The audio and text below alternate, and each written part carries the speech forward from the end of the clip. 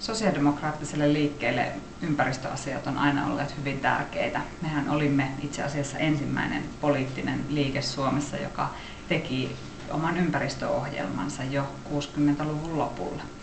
Ja nämä ympäristöasiat on tietenkin vaan korostunut tässä matkan varrella, ja nyt voidaan sanoa, että ilmastonmuutos on yksi ihmiskunnan isoimmista yhteisistä haasteista. Ja sosiaalidemokratialla on tietenkin kansainvälisenä liikkeenä hirveän hyvä mahdollisuus olla vaikuttamassa siihen, että tämä pallo saadaan pelastettua tuleville sukupolville.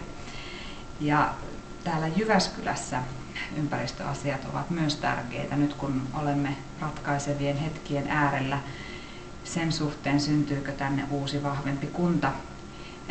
Myös nämä ympäristöasiat ovat vaakakupissa hyvin paljon olleet esillä.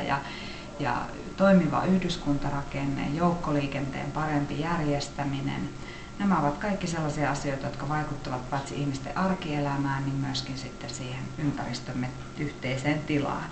Ja siinä mielessä meillä täällä Jyväskylässä varmasti tuleviin kunnallisvaaleihinkin nämä ympäristöteemat tulevat nousemaan yhtenä keskeisenä alueena esille.